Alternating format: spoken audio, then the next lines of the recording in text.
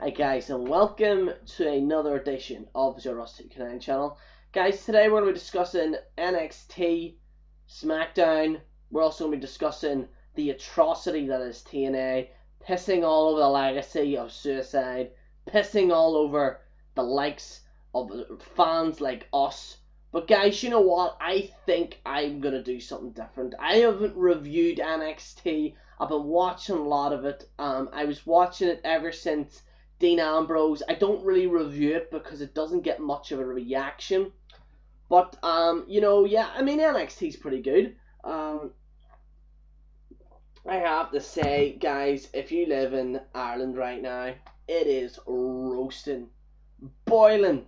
But enough of what the weather's like, guys. I'm gonna go straight into it. NXT, very very good show. Emma defeats Summer Rain via pinfall. All in all, this was an alright match. It was a bit stealthy. It was a bit.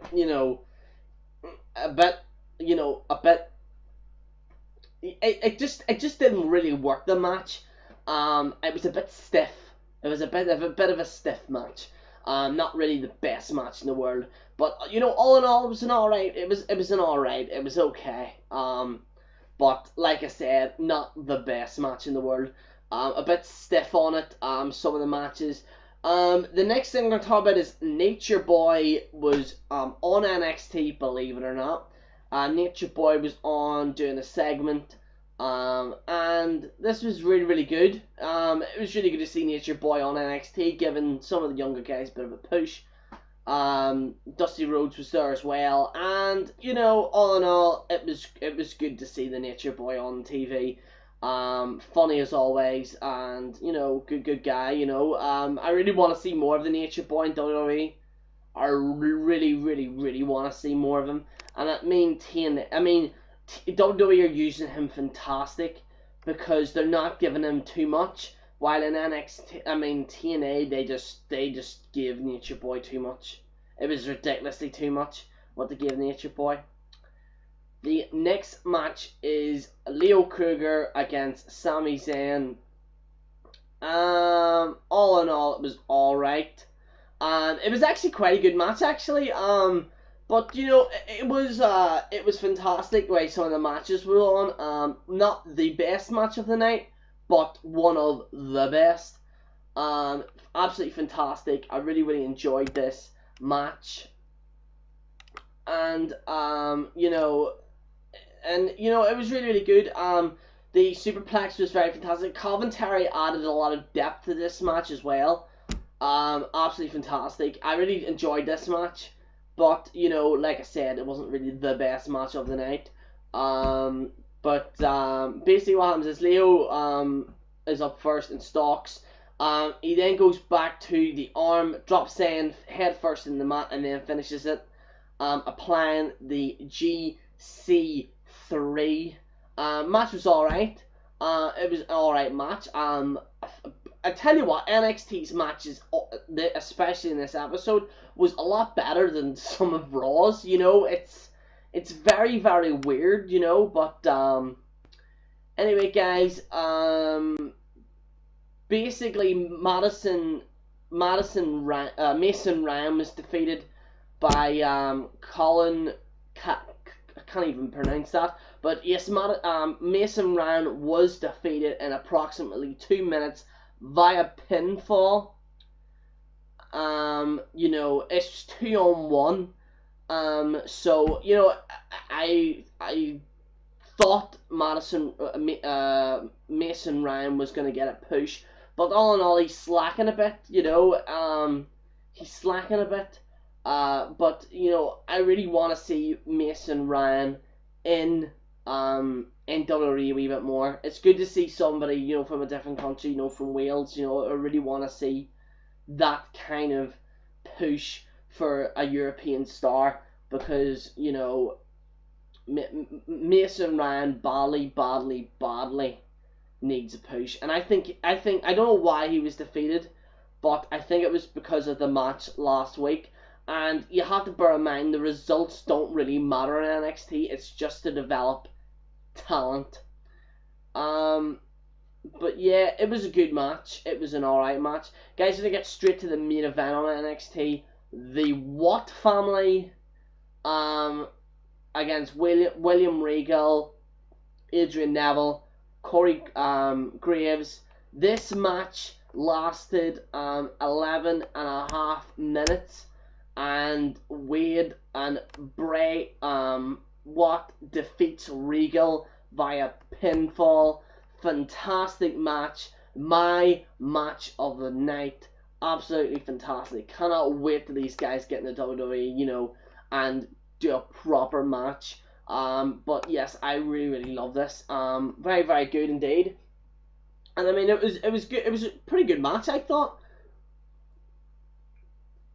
But absolutely enjoyed this match, and I really enjoyed I really enjoyed the show itself. It was absolutely fantastic. And, I really did enjoy NXT. It was a lot better than SmackDown and Raw, be honest with you. But I'll get to SmackDown and TNA in a minute. Guys, anyway, this is Jonas 2K9, and we're going to be discussing the next show, which is...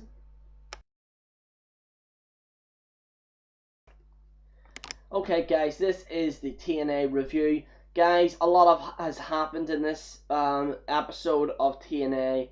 Some good, some atrociously bad. I will be getting into that very soon. Guys, a new vice president has been elected as Mr. Anderson, but I'm going to go through each match piece by piece. The very first match was Jeff Hardy and Joseph Park against AJ Styles and Samoa Joe. This match was shit. If I can put it politely, this match was terrible. It wasn't really the best match at all. And it just kind of sums up the way TNA is getting on right now.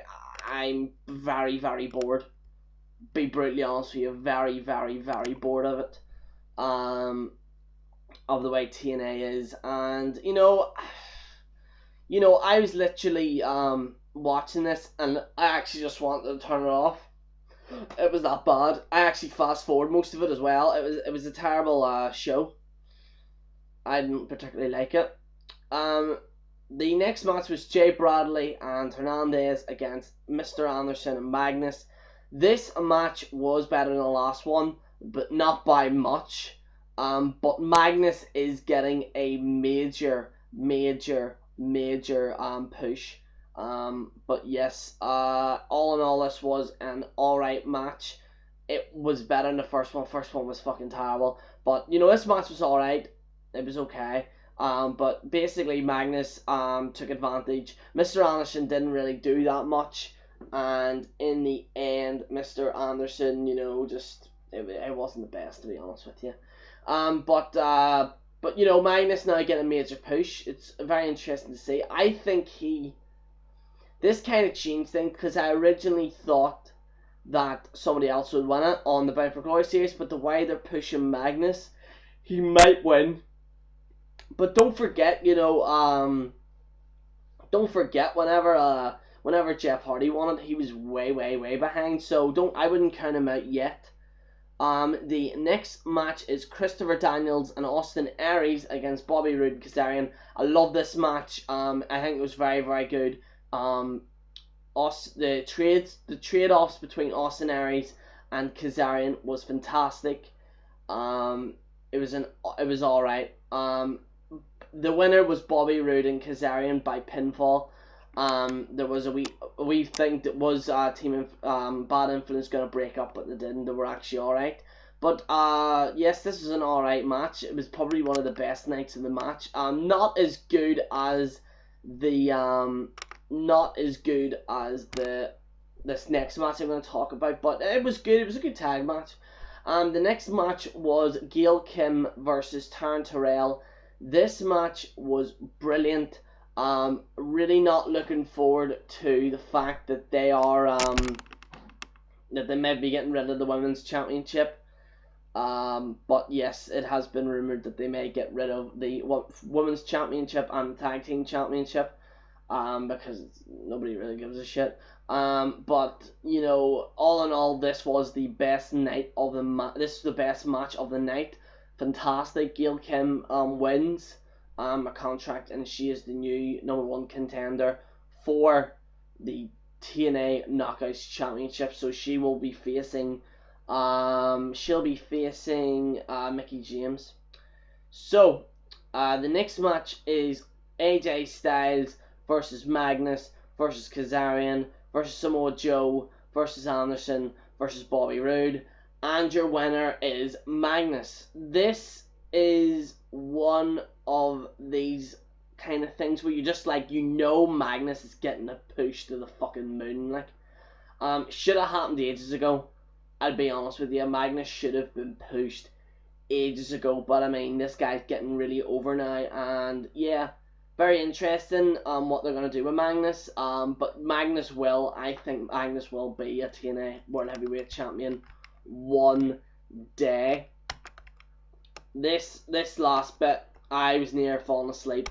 Also, they did a segment where I couldn't really give a shit, but apparently Bobby Roode did a vote, and Mr. Anderson won the vote, and I couldn't be bothered. I couldn't really give a shit. This is a terrible segment. I think Aces and Eights should have went 6 months ago. Should have left, but it looks like we're near the end of the Aces and Eights. I think they will be leaving within the next few weeks. I think they have to do away with them because there's just no point in it. Hulk Hogan, oh jeez, Hulk Hogan went to the ring. Also, they're trying to push this Brick Hogan shit. I couldn't give a shit about that either. Hulk Hogan came out and he says, "Do you want to cash it in?" Chris Sabin didn't was about to cash it in, and then Bobby Roode came down. No, sorry, Billy Ray came down. Sorry, and he says, "Don't you know, blah blah blah, don't do this, don't do that," and who really gives a shit, to be honest with you? It was a load of crap, to be honest with you. A terrible segment. But in the end, Sabin cashed in, and he will be facing Bobby Roode at X Division. He will be at Destination X. He will be facing him. All in all, I think Sabin will be the new World Heavyweight Champion. Personally, I think Sabin will be your new. Sabin will be your new TNA World Heavyweight Champion. Next thing that happened was Aces and Eights came out ringside, then the main event Mafia came out, and then they showed Rampage Jackson as the 5th member. Couldn't give a shit about the main event Mafia. You don't need them. I don't know why they're there. But yes, all in all, this was a boring show. I mean, apart from the knockouts, committee I say this, but apart from the knockouts, this was a really poor show. Apart from the second match and the knockouts match, this was it was boring otherwise. Guys, this is the TNA review, and this is JRoss2K9 on enterthearenanet. Signing out. Hi guys, we're going to talk about SmackDown now. Daniel Bryan defeated Christian. This match was okay, it was alright. This match was mainly to boost Daniel Bryan, to give him more of a push. You know, so obviously I seen it coming at the start of the match. I personally do think either Daniel Bryan or RVD will win Money in the Bank. Very interesting stuff. But Daniel Bryan did defeat Christian, and you know, it'll be interesting to see what happens between him and CM Punk on Monday night. You know, very interesting. Obviously, as I'm sure you all remember, on last week's Raw, Daniel Bryan attacked CM Punk. In the next match was Seth Rollins defeated Jey Uso. Not really sure what this match is all about. I don't see a reason, but I do think now, because of this match, I think the Shield will still have their tag team champions. I think they'll still be it now. I honestly thought about 2 weeks ago the Usos would win it, but I know for a fact now the Shield are definitely going to win it. They haven't shown the Usos are much of a push. They haven't shown him that they get the WWE title or not, and you know, that's what I personally think anyway. But yeah, you know, it's you know, I personally think that Seth Rollins will I mean, it's an alright match. It was an alright match, but I don't think it was needed. I think, you know, they completely destroyed the Usos once Jey Uso got defeated. Chris Jericho defeated Curtis Axel by a countout. This is the problem, because Curtis Axel is to get pushed and pushed and pushed and pushed, and now he's just getting bait by Chris Jericho. Whether or not he's gonna defeat Chris Jericho somewhere down the line or next Monday or whatever, but I really don't understand why push Curtis Axel and then have him defeated by Chris Jericho, and it's really soon for him to job now. Anyway, Curtis Axel loses against Chris Jericho. Ryback defeats The Miz. Not too sure if this is going to carry on in Raw, but I'm not really too sure, but I think that Ryback needed this win. He was jobbing a lot, and he was becoming quite irrelevant.